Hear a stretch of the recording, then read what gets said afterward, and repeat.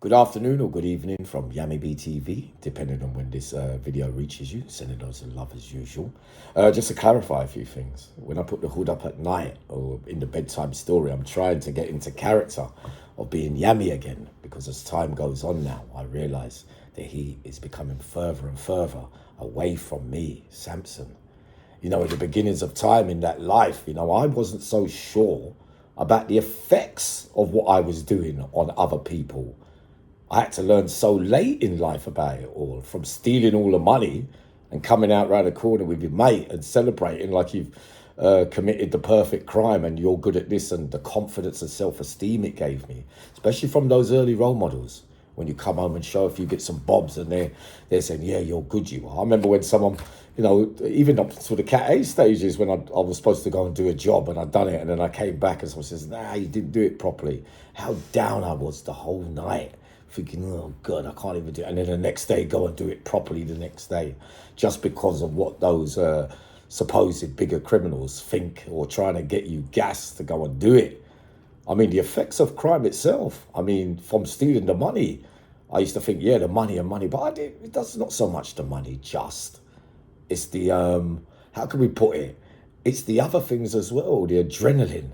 Because I used to go in jail sometimes and, fantasize in a perverse way about climbing up so many floors and going through a window, and this was a good score and that was a good score. How could it have been that our early teachers, the role models, the big time gangsters, so to say, we were looking up to them? Was it that we ever knew? Was it the environment?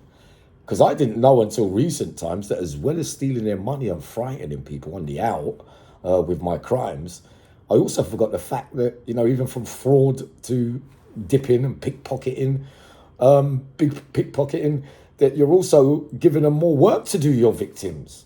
From you got to report the card stolen, if your house is broken into, you've got to, all the things as well as the money.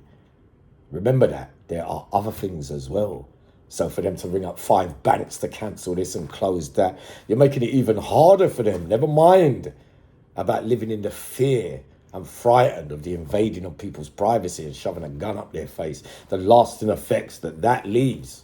Having been traumatized myself, like a lot of you lot as well, for us to then go and traumatize others is an absolute sin. I'll tell you that. I know that I was hopelessly lost, and that our early teachers, are they responsible? Is it their fault even? Because they, of course, were taught by someone else as well. They just appeared to be better at it or than us. You see what I mean? But to me, to be left all that trail of destruction behind, for the supposed being a bad man, and so that everyone could see. Because I remember when I used to come into the estate at that same time, I used to have bigger men waiting for me as I came through the estate, knowing that I just come back from stealing, grafting, so that when they see me, give us a score, give us this, give us that, yeah. But they're not going out there and taking the risk. They're not the ones that are going to have to go lie down in there. And yet you'd sacrifice all that. Look at the youngsters today as well. It's moved on further, isn't it? Because in the old days when we was growing up, the earners were easily spotted, because there was only a selected lot wearing the nice clothes, wearing the big jewelry, wearing the things. Others didn't get to go through them stages and dreamed of wanting to. But now the material stuff's gone absolutely bonkers. You got all the kids out there now. Everybody's wearing something nice. But in the old days, it weren't like that, was it? I know I'll be reminiscing today as well. There's so much change in everything, man. We're talking about them bad men in there, But yeah, I saw there's always a better man, better than the next man. Like in the old Jungle tune, like when you think about it. But I used to scoff at it. But there is, it's true. Because many, many bad men won't fight another bad man. I met some that take on all comers. But let's get this perfectly straight. A lot of the big names don't really like to fight each other, or stay very clear of each other, just in case it goes off. Of course, some of the men that I've met, that I'm close to and all that, they would take on anybody.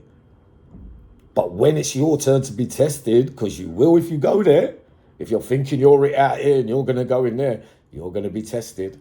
And that's why I said to you earlier, there are many big names. You come to the Cat A's especially, and you get to be found out. And then what you also find is that the younger ones coming to the cates who are going to get out at some stage, or the other long-term prisoners like me, the fear factor of, say, if I don't side with him when we get out, he might be able to get us popped over just because he can't have a row in jail. Many men are carrying feelings about being violated in jail and then coming out and seeking revenge. You got the extreme cases sometimes. I was going back over some in my head, but I'll talk about it another time. But not to know about the effects of crime and all of it put together, for me as a late learner really, is passing on those experiences for you. Everything is kind of the same as back in the day, but it's just faster and more of it. Like loss of life, you only used to hear about a few murders a year. Now it's every day. And the kids are growing up faster and learning quicker. And they are an angry bunch as well. I'm telling you, I had little spells with them in there. Long gone are the days of the mums. When I used to walk through the estate as a boy, mums just stop me and say, look, Sammy, you stay away from this one. And if he gets you, I'll slap you. And I would just go, yeah, okay, mum. Now if the mums come out in the estate to say to the kids, you got 1,000 of them and want to kick her to death, where's all the respect gone? These are the things I'm noticing out there that I'm astounded by. How it could be and who lost self-control. Who's to blame? The teachers, the role models, or the people in charge that left it too late to get this thing right. From the early days in prison, the old officers, the discipline way, we know that that's the kind of thing that's let some of us survivors from that life be able to tell our stories in later life. But these lot here with the experiences, so much war and mix up and never no time to rest in peace. You don't get a chance to, work things out because you're dying very, very young as well. You see what I mean? We got a chance to, all right, prison might have saved some of us in that life. But it wasn't like that with the gang culture and the respect as well. I was even thinking back the other day, you remember the sus law when we used to be out on the streets stealing, like when you're going to burgle, when you're going to rob, and the police used to be able to follow you and then stop you in the street and then say, look, when you're using the plastics to slide doors, sadly, to burgle people's houses, rich people's houses, sadly. They walk up to you and you haven't done anything yet, but me and you know that we was out there grafting, but then they put the bits of plastic on you and say, right, I just caught you with that, and go into the courtroom in the morning at the magistrates and tell the magistrate himself that, yeah, I saw him go down into the basement, I saw him press the bell, I found these in his pocket, all lies. And the judges and magistrates used to just go, yeah, okay, right, believe everything they say and then remand you in custody. They can't do that today, can they? The same with the cameras. Is it more helpful or is it worse? Because from being young as well, people used to just hear about men like me, unless you're very close to it. So it'd be more like him tell her. Now everything's in full view on social media, where everything is seen. Nothing can be escaped from anyone. So it makes everyone tread a little bit more carefully. But some of the things I'm seeing posted up there with people being hacked to death and chopped to death and people finding fun and jokes around it all, I just don't get it, me personally. I always tell you, there's always a badder man than the next man. And I've seen many lose their bottles. I got people out here saying that they won big fights in there, telling people, even writing books saying that they won and going, but yeah, everybody was there. And you got knocked down a couple of times, or this man lost. But what he tells everyone when someone can't answer for themselves is that they won. I mean, who's everyone kidding in that life? Not me, Uncle Yammy. I was a fool. I feel pretty sad that I ruined a load of people's lives at the expense of the way that I was taught and those selfish desires. I used to get all the jewelry and go and look in the mirror at myself with a big coin around there. But then I was scared to wear it in a club. You know what I mean? I used to tuck it underneath my shirt and all that. Until I was brave enough one day to stand up there. But really, I was tense all night just in case someone walked up and wanted to take it. And little did I know that in later life, in the prison environment, I would become just like the standard deliver man, Dick Turpin, who wants to steal off the criminal. And you don't like it when it happens to you. But when you're the one doing it, that's fine, is it? Is that fine? When you're going to go and blow someone's head off, but when they want to come back and blow yours off, you're going to go screaming and crying everywhere. You know what I mean? This is the double-edged sword about the fake life and the rules that come with it. I've seen some of the simplest little arguments, based on everyone's watching what you're going to do about it. And we know that shown face, if you don't do something about it, everyone's going to look, oh, well, he's not all that. You get tested. One slight bit of weakness in the bitter and twisted way in the cat A's where no one's getting out because nobody else ain't got nothing better to do because their lives are gone. But you're going to sacrifice all that, the kids, for the glory, which we talked about the other day. We won't go into it now. But I feel ashamed, man, that I could have been. There were so many other ways we could have done this thing. And sadly, it's never too late for something. But the first thing you've got to do is you've got to look yourself in the mirror and you've got to tell yourself you was wrong. And when you're saying little things and going up there, if you lie, and you're the only one, you're lying to yourself. You know what I mean? Which keeps you ill and you can't move on. You know what I mean? I'm pleased to tell you today that I'm teetotal. I've been holding back a little bit and, to the build up to all this, to get ready for the interviews, where I will be looking after everybody. You wait and see. Everybody gets a chance in this life. Everybody does it the way they got to do it. I'm not going to pour water on their fire the way that they do their stuff. But Uncle Yammy, I'm doing it different because I only ever wanted to make amends and be at peace with myself. Because I know I don't feel good about some of the things I've done, sadly. But it doesn't mean that I must continue to be like that. It's easy to do that. But the real realities, especially from then to now, many of you will laugh the way they used to be able to plant stuff on you. I laugh at it all now, sorry. Just felt like coming up again and getting some things off my chest. But I know you lot will laugh at certain things. But come on, man, the mums and all that. Where did it all go? Where's all the respect?